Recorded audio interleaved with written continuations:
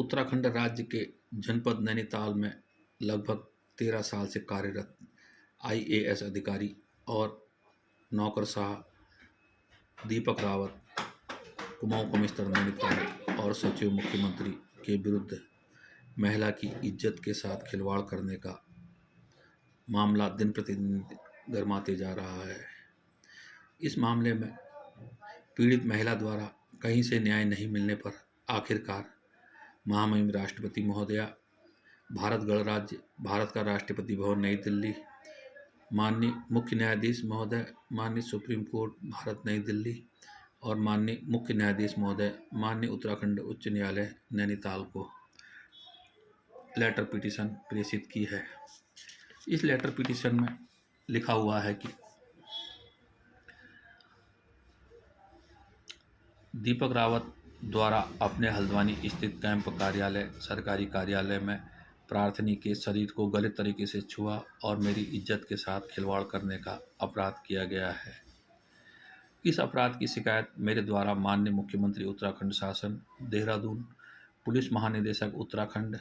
Police महानिरीक्षक महोदय कुमाऊं परिक्षेत्र नैनीताल और जिलाधिकारी नैनीताल तथा वरिष्ठ पुलिस अधीक्षक महोदय नैनीताल और मुख्यमंत्री पोर्टल में दर्ज कराई है। लेकिन अभियुक्त दीपक रावत के प्रभावशाली होने के कारण मेरी प्रथम सूचना रिपोर्ट दर्ज नहीं हो रही है और प्रार्थनी के बयानों को सक्षम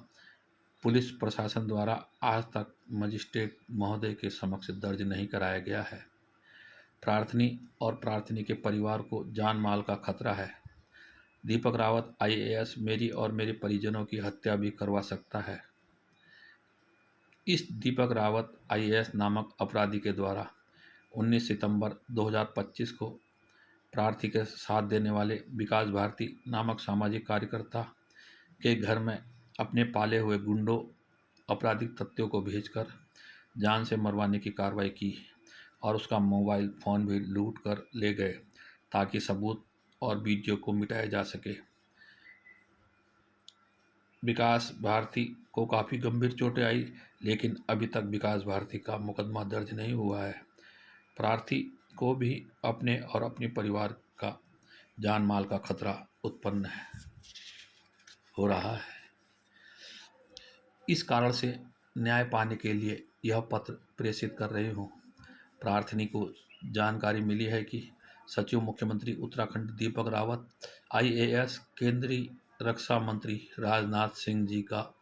करीबी रिश्तेदार है। इसकी पत्नी श्रीमती विजेता सिंह रावत राष्ट्रीय राजधानी नई दिल्ली में स्पेशल न्यायाधीश के पद पर तैनात है। इस कारण से उत्तराखंड सरकार का कोई भी अधिकारी दीपक रावत आईएएस के विरुद्ध महिला का यौन शोषण करने और इज्जत के साथ खिलवाड़ करने के अपराध में मुकदमा दर्ज नहीं कर रहा है और उत्तराखंड सरकार भी इस मामले में मुकदमा दर्ज नहीं कर रही है। प्रार्थनी को न्याय पाने के लिए दर दर भटकना पड़ रहा है। अतः माननीय महोदय से प्रार्थना है, प्रार्थनी की इज्जत के साथ खिलवाड़ करने, सरकारी आवास और सरकारी कार्यालय में जन समस्याओं के नाम पर महिलाओं की इज्जत लूटने के अपराध में शामिल दीपक रावत आईएएस कुमाऊं कमिश्नर नैनीताल के विरुद्ध मुकदमा दर्ज करके कानूनी और वैधानिक कार्रवाई करने की कृपा की जाए। मेरी इज्जत के साथ खिलवाड़ करने वाले अभियुक्त दीपक रावत आईएएस का lie detector test, narco test किया जाए और इसके विरुद्ध मुकदमा दर्ज करके गिरफ्तार किया जाए। उत्तराखंड सरकार द्वारा दीपक रावत आईएएस के विरुद्ध मुकदमा दर्ज नहीं किया जा रहा है और महिला की इज्जत के साथ खिलवाड़ करने और यौन शोषण करने का अपराध करने वाले अपराधी दीपक रावत आईएएस को लगातार संरक्षण दिया जा रहा है। प्रार्थनी को न्याय नहीं मिल रहा है। इस कारण यह याचिका आपके समक्ष प्रस्तुत की जा रही है। प्रार्थनी और प्रार्थनी के परिवार को न्याय, सुरक्षा और संरक्षण दिया जाए। प्रार्थनी प्रतिलिपि माननीय अध्यक्ष महोदय, राष्ट्रीय विधिक सेवा प्राधिकरण नई दिल्ली, माननीय अध्यक्ष महोदय, राज्य विधिक सेवा प्राधिकरण उत्तराखंड। इस पत्र के साथ पत्र की प्रतिलिपि माननीय अध्यक्ष महोदय उत्तराखंड राज्य विधिक सेवा प्राधिकरण, माननीय प्रधानमंत्री महोदय भारत गणराज्य नई दिल्ली, माननीय गृह मंत्री महोदय भारत सरकार नई दिल्ली, श्रीमान मुख्य सचिव महोदय उत्तराखंड शासन, श्रीमान अध्यक्ष महोदय जिला विधिक सेवा प्राधिकरण नैनीताल, श्रीमान पुलिस महानिदेशक महोदय पुलिस मुख्यालय उत्तराखंड देहरादून और पुलिस महानिरीक्षक महोदय कुमाऊं परिक्षेत्र नैनीताल को भी प्रेषित की गई है। यौन पीड़ित महिला का आरोप है कि उत्तराखंड राज्य में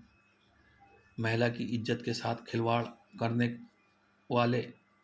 आईएएस अधिकारी और सचिव मुख्यमंत्री के विरुद्ध जब कोई कार्रवाई नहीं की जा रही है तो मुझे मजबूर होकर भारत के महामहिम राष्ट्रपति महोदया और माननीय सीजेआई, माननीय सुप्रीम कोर्ट नई दिल्ली और माननीय उत्तराखंड हाई कोर्ट को पत्र लिखना पड़ा। इधर उत्तराखंड पुलिस मुख्यालय के सूत्रों ने कहा है कि यौन पीड़ित महिला का पत्र पुलिस मुख्यालय में प्राप्त होने पर उत्तराखंड पुलिस मुख्यालय द्वारा इस मामले में 25 सितंबर 2025 को यौन पीड़ित महिला की शिकायत दर्ज करके प्रकरण को पुलिस महानिरीक्षक कुमाऊं परिक्षेत्र नैनीताल में प्रेषित कर दिया है। कुल मिलाकर हमारा यह कहना है कि एक और जहां महिला की इज्जत के साथ खिलवाड़ करने के मामले में बड़े बड़े अपराधियों को जेल भेज दिया जाता है, वहीं यह दीपक रावत नामक आरोपी को लगातार क्यों संरक्षण दिया जा रहा है। इधर पुलिस अधिकारियों का कहना है कि शासन प्रशासन से स्पष्ट निर्देश नहीं होने के कारण वह इस मामले में कार्रवाई करने में असमर्थ है, क्योंकि यह मामला काफ़ी हाई प्रोफाइल मामला है। विदेश विशेषज्ञों का भी कहना है कि अगर किसी महिला की इज्जत के साथ खिलवाड़ होता है तो पुलिस का यह कर्तव्य है कि वह महिला का तत्काल सक्षम न्यायालय में बयान दर्ज करवाए, परंतु आज तक उत्तराखंड राज्य की पुलिस महिलाओं की इज्जत के साथ खिलवाड़ करने वाले आरोपी दीपक रावत को आखिर क्यों संरक्षण दे रही है, यह प्रकरण चर्चा का विषय बना हुआ है। उत्तराखंड राज्य की जनपद नैनीताल की यौन पीड़ित महिला का कहना है कि वह इस मामले में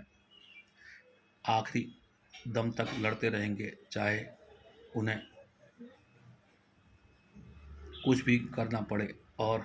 न्याय पाने के लिए ही उन्होंने माननीय सुप्रीम कोर्ट के मुख्य न्यायाधीश महोदय और माननीय उत्तराखंड उच्च न्यायालय नैनीताल के मुख्य न्यायाधीश महोदय को पत्र प्रेषित किया है।